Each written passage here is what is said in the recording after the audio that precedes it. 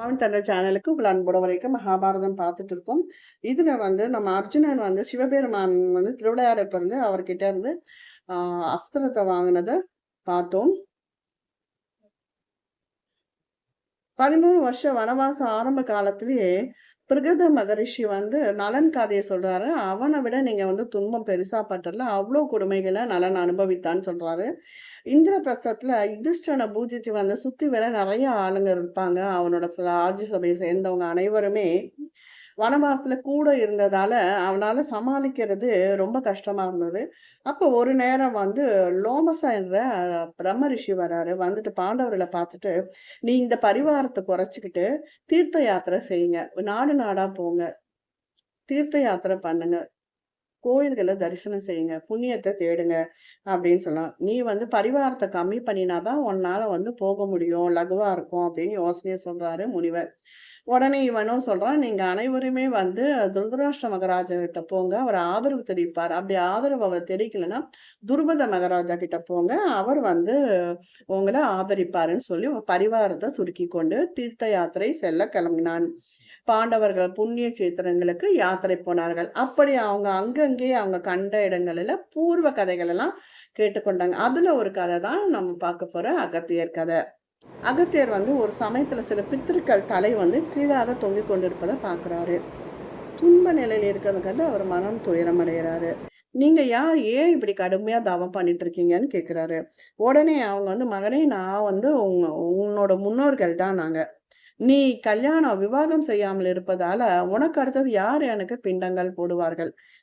நீ புத்திர சந்தானம் பெறுவதற்கு வழி தேடியானால் நான் இந்நிலையிலிருந்து தப்புவோம் அப்படின்னும் போது யோசனை பண்ணிட்டு அகத்தியர் அதுக்கு சம்மதித்து திருமணத்திற்கு விவாகத்திற்காக தயாராகிறார்.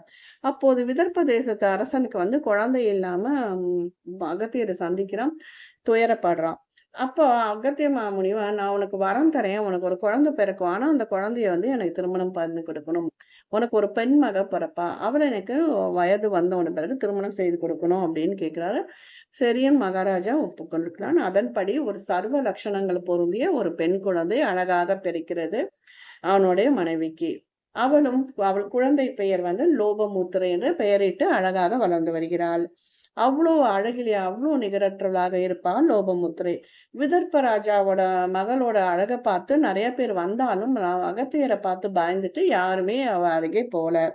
ஒரு நாள் அகத்திய மாமுனி விதர்ப்ப தேசத்துக்கு மகாராஜாவை தன் மகளை அவர் மகளை திருமணம் செய்து கொடுக்கும்படி கூறாரு. ஆனா மகாராஜா தயங்குறார். இவரோ முனிவர், என் மகள் வசதிகளோடு வாழ்ந்து விட்டால் அவளை எப்படி அனுப்ப முடியும்? அதற்கு லோபமுத்திரை சொல்லி, தந்தையே, நீங்கள் கொடுத்த வாக்கை மீற வேண்டாம், நான் இவரையே திருமணம் செய்து கொள்கிறேன், நீங்கள் வீணாக சாபத்திற்கு ஆளாக வேண்டாம், நீங்கள் எனக்கு திருமணம் செய்து கொடுங்கள், நான் இவரை என்னுடைய விருப்பப்படிதான் நான் விவாகம் செய்து கொள்கிறேன் அப்படின்னு லோபமுத்திரை சொல்றான். சரின்ட்டு மகாராஜா சமாதானம் அடைஞ்சு லோபமுத்திரையை அகத்தியருக்கு திருமணம் செய்து கொடுக்குறாள். அப்போ ராஜகுமாரி வனவாசத்துக்கு புறப்படும் போது அகத்தியர் சொல்ல, உன்னை உயர்ந்த ஆடைகளை எல்லாம் ஆபரங்கள் எல்லாம் கழட்டிடு. அவ அந்த உயர்ந்த ஆடை வஸ்திரங்கள் எல்லாவற்றையும் கழற்றி தன் தாதிகளுக்கும் கன்னிகைகளுக்கும் கொடுத்துட்டு கிளம்புறா. கங்காதுவாரத்துல லோபமுத்திரை அகத்தியரோட அநேக நாள் விரதம் இருந்து காத்து பணிவிடை செய்து ஒரு பத்தினி தெய்வமாக வாழ்ந்து வருகிறாள் லோபமுத்திரை. ஒரு நாள் அகத்திய மாமுனி கர்ப்பம் வகிக்க லோபமுத்திரையை அழைக்கிறார். லோபமுத்திரை ஸ்திரீகளுக்குரிய வெக்கம் மேலிட, என்னுடைய கடமை சுவாமி, ஆனால் எனக்கு ஒரு விருப்பம் இருக்கிறது அப்படின்றார்.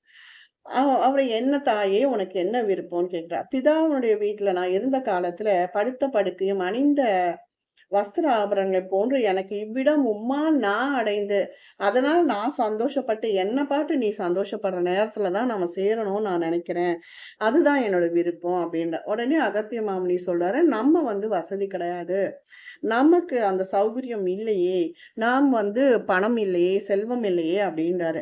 அப்போ இவன் சொல்ற, சுவாமி, நீர் தவ பெருமையால் எல்லாவற்றையும் உங்களால உருவாக்க முடியுமே. அதுக்கு அவர் சொல்றாரு, உன் விருப்பப்படியே நான் தவ பெருமையால் உருவாக்கினால் அவை அனைத்துமே என்னுடைய தவ பலனை கெடுத்து விடுமே, என் தவ பலன் போயிடும், இது உனக்கு விருப்பமான்னு இல்லை, நான் அப்படி விரும்பவில்லை, செல்வத்தை நீங்கள் வேறு எங்காவது சம்பாதித்து கொண்டு வர வேண்டும் அப்படின்னு சொல்றான் லோபமுத்திரை. பாக்கியவதியை நான் அப்படியே செய்யறேன் அப்படின்னு சொல்லிட்டு அகத்திய மாமுனி ஒரு பிராமணர் போல வேடம் தரித்து கொண்டு கிளம்புகிறார்.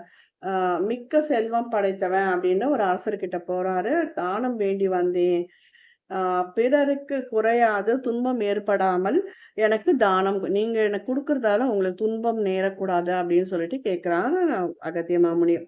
அந்த அரசன் வந்து தன் ஆட்சியோட செலவையும் வரவையும் காமிக்கிறான். அது பார்த்தா வரவுக்கும் செலவுக்கும் சரியாக இருந்தது. அதனால் இங்கு தானம் பெற்றால் மக்கள் கஷ்டப்பட நேரும் என்று எனக்கு வேண்டாம், நான் வேறு ஏற்பாடு செய்கிறேன் என்று கிளம்புறாரு. அப்ப ராஜாவும் நானும் வரேன் அப்படின்னு. இதுல வியாச பகவான் என்ன சொல்றாரு அப்படின்னா, நியாயமான செலவுக்கு எவ்வளவு வேண்டுமோ அந்த அளவுக்கு தான் அரசன் பிரஜைகளிலிருந்து வரி வசூலிக்க வேண்டும் அப்படின்ற தத்துவத்தை வியாச பகவான் இங்கே வலியுறுத்துகிறாரு. நியாயமான வரிகள் பெற்று கடமைகளை பூரணமாக தர்ம சாஸ்திரப்படி நடந்து வரும் எந்த அரசனிடம் தானம் பெற்றாலும் அவனுடைய பிரஜைகளுக்கு அதிக அளவு நஷ்டமும் துன்பமும் உண்டாகும் அப்படின்னு அகத்தியர் உணர்ந்தாரு. இப்போ 2 பேரும் ராஜாவும் அகத்தியரும் என்ன சொல்றாங்க, செல்வந்தராக விளங்கும் அரக்கன் இவ்வலன் என்கிற ஒரு கொடிய அரக்கனிடம் நம்ம போலாம் அப்படின்னு கேட்கறது உத்தேசம் போறாங்க. இவ்வலன் என்ற அரசனும் அவன் தம்பி வாதாபி. பிராமணர்கள் மேல வந்து அவங்களுக்கு ரொம்ப காட்டம் அதிகமா இருந்தது. அவங்க எல்லாத்தையுமே விருந்துக்கு அழைப்பான். மாயால தம்பி வாதாபியே விருந்தா போடுவான். சமைச்சு போடுற மாதிரி போடுவான். அவன் வந்து அவங்க எல்லாம் சாப்பிட்ட பிறகு அவங்க வயிற்றுல வந்து கிழிச்சுக்கிட்டு வெளியில வருவான். வாதாபி வான்னு கூப்பிட்டோன்னா அவன் வெளியில வந்துருவான். இதே மாதிரி இவன் ஒவ்வொருத்தரா பிராமணர்களையும் மனிதர்களையும் கொண்டுகிட்டே இருக்கான். இத வந்து அகத்தியர் வந்ததும் தெரிஞ்சதும் அவன் சொல்றான், வாதாபி இந்த முறை நீ ஜாக்கிரதையா இரு. அகத்திய மாமுனி வந்து மகா பெரியவர். அவர் வந்து தந்திரத்தில் இதுவானவர், அறிவாற்றல் மிக்கவர், நம்மளை கண்டுபிடிச்சிருவாரு, பார்த்துக்கோண்டாரு. விருந்து முடிந்த பின் இவனன் வாதாபி நீ சீக்கிரம் வழியவா, தாமதித்தாயானால் முனிவர் உன்னையும் மீறுவார் அப்படின்றான் அரக்கன். முனிவர் வந்து வாதாபியை சாப்பிட்டுட்டே இருக்கும்போது, வாதாபியை உலக சாந்தி அடைவாயாக, நீ ஜீரணம் செய்யப்பட்டான்னு சொல்லிக்கிட்டே தான் வயிற்ற தடவி கொடுக்குறாரு. இவனன் வாதாபி வான்னு பல முறை கேட்டாலும் வரல. பயனில்லை, வாதாபி ஜீரணமாகிவிட்டான், ஏன் வீணாக அழைக்கிறான்றார் முனிவர். அசுரன் கைகளை கூப்பி அகத்தியரை வணங்கி அவர் கோரிய தனங்களையும் கொடுத்து அனுப்பினான். லோபம் முத்திரைய அகத்தியர் இந்த மாதிரி திருப்தி செய்தாருன்னு சொல்லப்படுது. உனக்கு 10 மக்கள் நல்ல மக்கள் வேண்டுமா, அல்லது 10 பேரை வெல்லக்கூடிய ஒரு மகன் வேண்டுமா அப்படின்னு அகத்தியர் வந்து மனைவியை கேட்கிறாரு.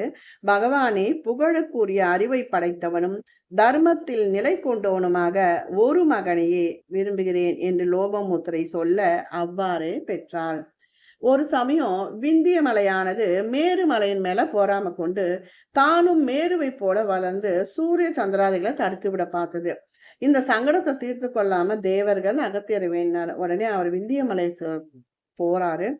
பர்வதத்துடனே எனக்கு வழிவிட கடவாய், ஒரு காரியத்துக்காக நான் தெற்கே போறேன். நான் திரும்பிய பின் நீ இஷ்டப்படி வளரலாம், நான் வரும் வரைக்கும் நீ இந்த மாதிரியே இருக்கணும் அப்படின்றாரு. அகத்தியர் மேல மரியாதை வச்சிருந்தது. அவருடைய கௌரவத்தாலே அந்த விந்திய மேல ஒப்புக்குது.